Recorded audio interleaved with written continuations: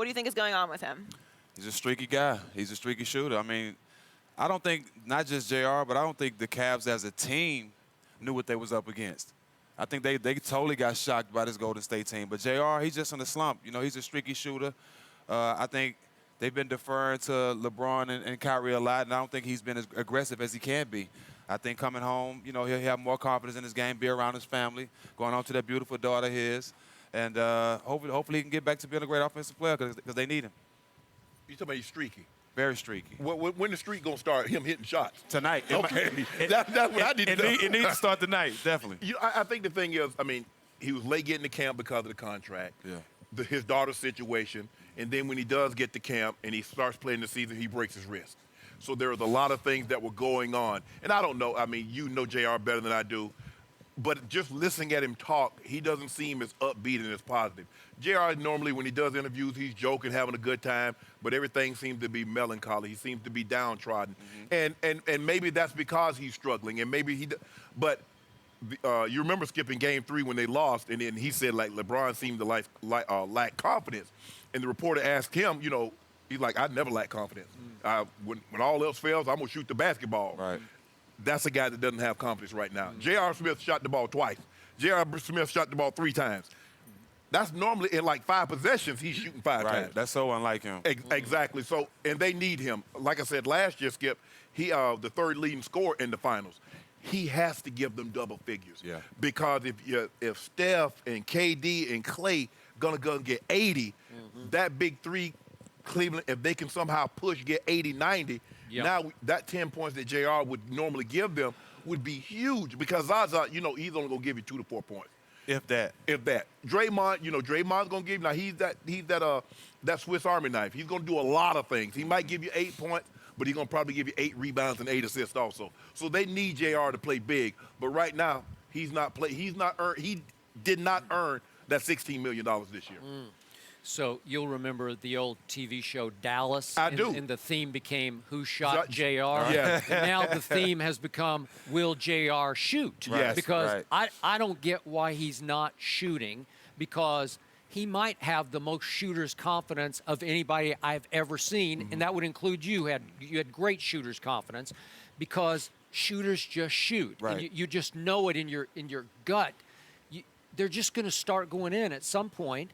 But JR seems like a little off psychologically, like he's lost his place in the rhythm of the team right now. And I don't know, do you think anything off the floor is distracting him? Well, I mean, if you have kids, you know, anything dealing with a child of yours, it'll take you off anything you got going on. Correct. I mean, from top to bottom, you'll definitely lose it and can focus definitely on that. But at the same time, you're out there playing in the finals. You have a job to do. Right. So anything that's going on at home, if you show up to this game, you got to block it out. Right. This is the finals, and that's what his teammates expect. Maybe something happened where somebody took his confidence, but that's not the JR we all know. Right. You have to come out and be focused on the game tonight and leave everything at home if you can, because the team needs you. We ask professional athletes, Skip, to compartmentalize. Whatever you have going on off the court or the field, once you get to work, you deal with work. And then once work is over with, you go back home and take care of the business at hand. So I have to raise the issue. Is it possible that JR, who celebrated that title last year, maybe the most of any Cavalier, he was into it, man, at the parade? Yeah. You remember? Parade? Yeah. You were there. No, yeah, I was at the parade. I saw it. We got a picture together. Yeah. You drove LeBron's float, right? I'm going to drive it this year, too. Yeah. Okay. You got a long ways to go for that. So the point is, do you think JR finally got his ring and got a little too lackadaisical about this? I thought the whole team did. Okay. After the first 2 games, I thought they were just like, we're cool with winning the last year. We don't even care about winning this year. Right. That's what I actually thought. But it does look like that. But me knowing JR, he's probably just going through a little something. But I'm confident that he'll come out today and be way more aggressive and see what happens. So on this night a year ago, Game 3, he made 5 out of 10 three-point shots. You know and I know that's a difference maker, man. Right. That just to get the crowd into it, it's the X factor for this team. He's also had games like, I thought a huge game was 2 years ago, Game 4, when LeBron was up 2-1, and JR did not help his man LeBron in that game because he went 2 for 12 and 0 for 8 from 3. Right. So that's the best of JR and the worst of JR. but he has potential to just go off on people because remember in 2013 he was a sixth man of the year for the Knicks, and he averaged 18 a game, and he's had 2 years, 2 regular seasons in which for the whole regular season he shot 40% from three. So it shouldn't be that long before this kicks back in. Right? Even with the not taking as many shots as we expect, he was one of their best defenders last year. He was. I agree. His defense, just because you're not making shots or taking shots, you still got to go out there and compete and play defense. There's other ways to be an impact on the court. And he got to figure that out. That's what I'm talking about. See, if he's struggling offensively, you can say his defense is too valuable for us to take him off the court. Right. But he's not playing good defense. No. He's not making shots. Skip, he's only scored double digits in twice in the last 19 games. That's not good enough. No. So you talk about the ring, JR got paid too. Yep. And he got paid because, LeBron, he went with, I think Rich Paul is his agent now. So LeBron got him paid. So maybe it was the ring, and maybe it was he got fat. Yep. Not fat literally, but his pocket swole up like he had the mumps. I mean, he couldn't sit down. Had racks coming out his pocket. Skip, he has to play better. He did an outstanding job last year when he was called on to defend Steph, Clay. He did an unbelievable job. But right now, he's not getting it done on either end of the floor.